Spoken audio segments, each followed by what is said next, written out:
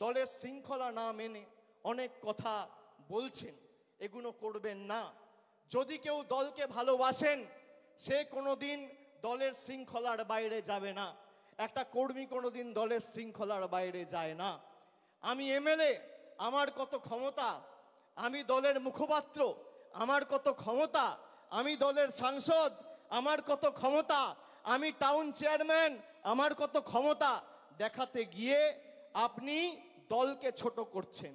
আর যারা এই কাজগুলো করেছে, একদিকে ভালো হয়েছে, তাদেরকে চিহ্নিত করা গেছে। বিগত দিনে যারা দলের সাথে বেইমানি করেছিল, মুকুল রায়, শুভেন্দু অধিকারী, এদেরকে চিহ্নিত করার কাজটা আমি করেছিলাম।